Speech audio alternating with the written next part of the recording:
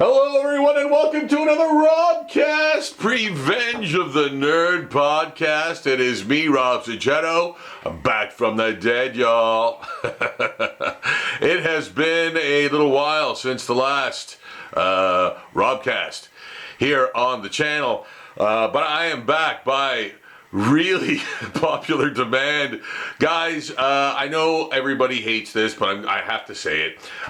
Please, subscribe and like video. Like video. I'm all Cro-Magnon. Like this video for more videos, more free content coming your way when you subscribe and like the videos that I do. Please help me create more of this content. I think it's pretty valuable. If you're thinking of going to cons, there's many con reviews here. I'm going to do one today. This is by absolute popular demand. I'm finally doing it after one of the longest convention hangovers I've ever experienced. Mostly due to being incredibly busy, but absolutely after this particular con, Nostalgia Con in Toronto, was over, I was wiped out, as was my nephew and driver and partner in crime, Azric.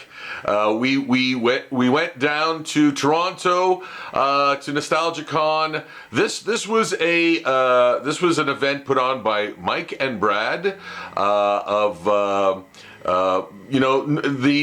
Northern Game Con. That has been basically a go-to and byword for a long time in terms of conventions and stuff. Those guys always put on a fantastic show. They do such fantastic promo and marketing. And I've said this many times before. I think I've been to every single con they've ever done. And it's always been fantastic, despite many, outside things that all con organizers go through.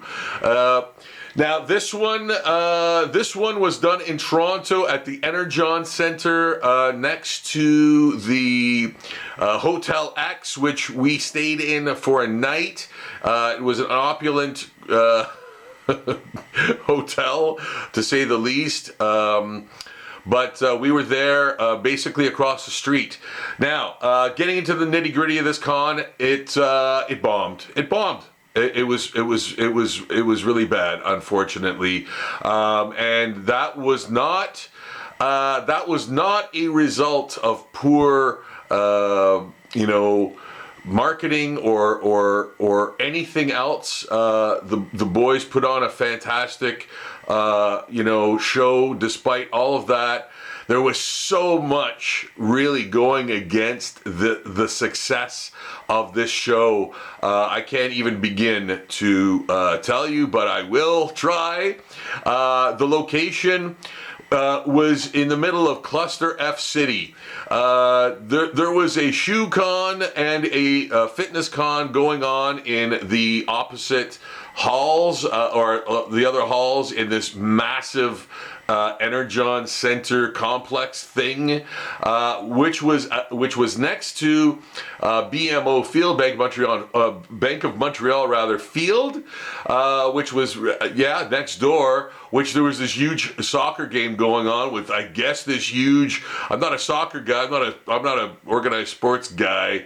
Organized anything guy, but there's this huge, name in soccer, playing in that game, who was staying at that Hotel X, which, if you don't know about this Hotel X is like a $650, I think, a night base price, hotel. It's insane. This dude, I guess, was on in the penthouse floor, so there's increased security. Coming up with new words here. Increased security everywhere, and there was so many people. Oh my God! Concentrated into this area.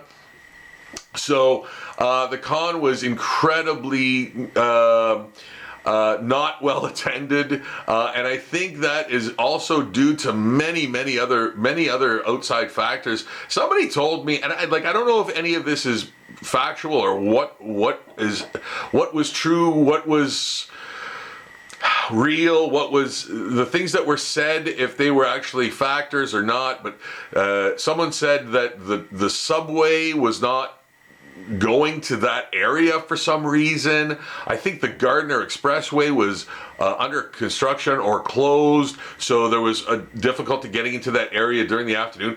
But the other two halls where the Shoe Expo and the Fitness Expo were happening were packed. The con was not well attended at all. I think maybe again due to the really steep entry fee. Somebody said it was like $40 to get in for adults and $20 for kids. So and then somebody said to me, well, this is Toronto, so, and I'm thinking, well, it doesn't matter really where you are. $40 is $40, man. You want to buy stuff too when you get there. So I think just generally everything is like super expensive in that area itself, because it feels like it's really closed off. Like it feels like almost an industrial park or something, like just for conventions and just for like highfalutin sort of events and stuff. So I don't know. I think a lot of things were like way like out of control price wise. Also, I think Toronto doesn't really need much in terms of a pop culture type of thing. There's like Funko Pops everywhere. There's comics everywhere in Toronto. There's like all the stuff that I saw, with the exception of like me and like specifically doing the zombie thing specifically, and having the zombie handbook there and having the Cape Fear books and having all that zombie art and everything there, like everything else seemed relatively normally attainable in Toronto. So I don't know if having a con there specifically for that isn't, Fan Expo or Toronto Comic Con with the name Toronto right in it. I don't think outside cons will do well there. And I kind of felt that at the beginning. Like I kind of thought that like right from Jump Street, when I was told that it was happening there, I was like, really? Is that wise? So you know what? I think it boils down to the boys trying out something new, trying to break into a new market, trying to reach new heights with their event organization and things like that. Which there is nothing wrong with that, man. Like, it's that old adage: you miss 100% of the shots you don't take. We've all heard that before. And you know what? This was a live and learn experience, I think. I saw the boys on the floor, and to say they were crestfallen was an understatement. They were not happy with the results, of course, and I don't blame them. But to me, I think having an outside, pop culture or anything type of, con of that nature go into Toronto, that's not already either well established or huge already, or there's the two big ones, right? There's the Comic Con and there's Toronto Comic Con and there's Fan Expo, like kind of already, and people anticipate that and things. So yeah, I think a lot of things going against it. A lot of people on the floor said the same thing. It was obviously not well attended. It was very long. The load-in instructions were like a page long, and you know what? Again, like that, that's not the fault of the organizers. That's kind of like just procedural stuff with a giant complex, huge complex like that. My nephew and I actually rolled our cart in 2 trips across the street from the hotel basement parking to the front door of the event center and went in that way because that seemed easier for us. We didn't have to like load in a huge, like a U-Haul or a truck or whatever of stuff. My stuff usually fits in 4 bins, man, and that's it. So thank goodness for us. I think I got out of it as unscathed as possible. But we paid for parking, and we had a $75 parking ticket on our car when we left the venue. So that was like an extra FU to us leaving Toronto.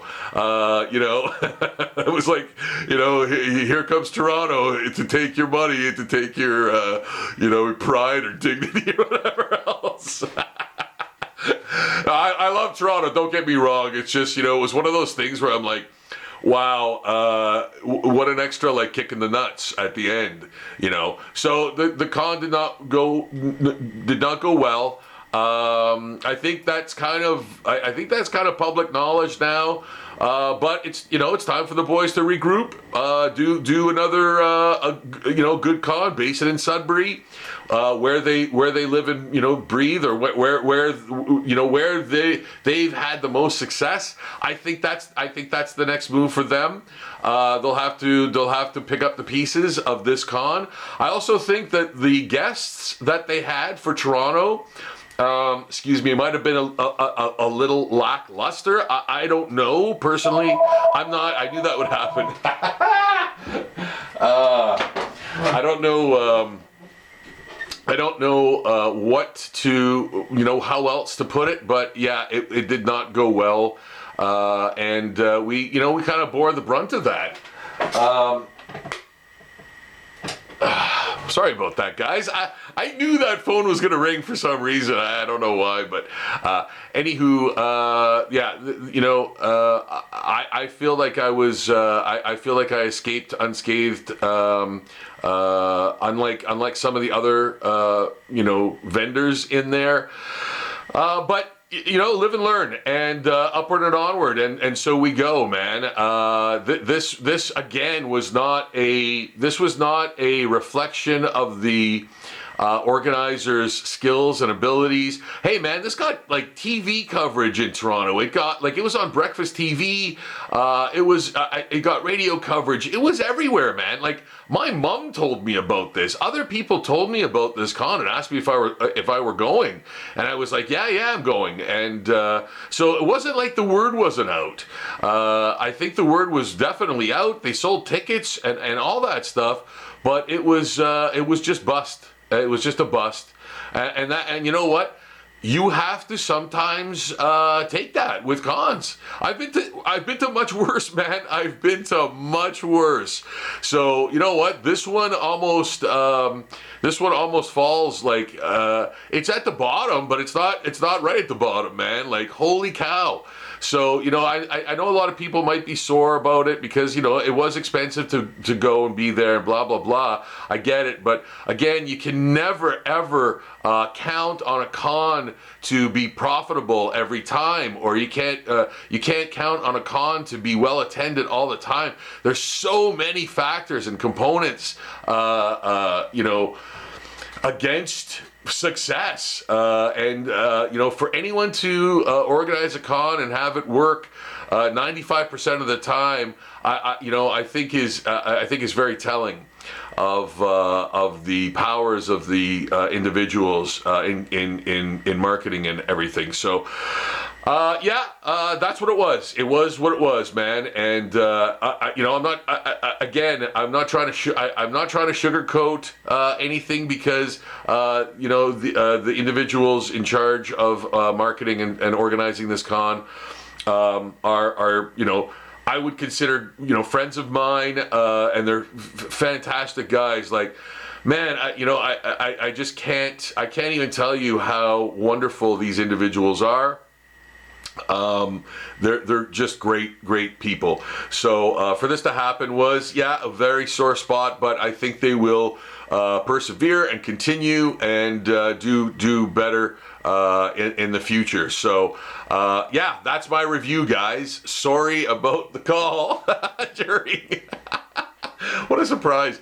Also, yes, as I said, please like and subscribe to the channel. Guys, if you ask me, a lot of people, man, I walk into rooms or I walk into businesses or I walk into places and I'm almost immediately asked how a con was when people, know that I've gone. And it happens very often. Like, Come to my channel. Come to my channel. Put on those alerts, man. I'll be doing a review. I didn't do a review of the Sick Con, unfortunately, that I attended recently too, and that was mainly because it was a much bigger event than just what I was involved in, and I really don't think I can speak about the entire con with confidence. See what I did there? I don't think I can speak about the entire con with confidence, not knowing what the other components really, were like screenings and there's screenings and there's panels and there's all sorts of things going on. I was just involved in like one component of it, so for me it went really well. So that's my little mini. There's my little mini comment on the third annual Sick Con that happened in Sudbury a few weeks ago. So that there's that. But Nostalgia Con in Toronto did not go well. And again, it's no fault of anyone, but it was just not well attended. Okay, I will let all of you go for now, but I will be back with more cons. I'm doing one in another week, and that will be upcoming very soon. So I'll be seeing you guys at least in another week or so, and I'll try to do more, guys. I'll try to do more. October has been an incredibly busy month for me. I wonder why, but this is what it is. So hopefully I will see you all again very soon in the future. Until then, love and best wishes as always. Check out my Patreon site for more new art every single day, and stuff from the Old Zombie daily page. And coming up soon, the new zombie portrait page. Man, I can't wait to launch that. So that's coming very soon. Guys, I will see you again soon. Again, peace, love, best wishes. I'll see you again. Bye-bye.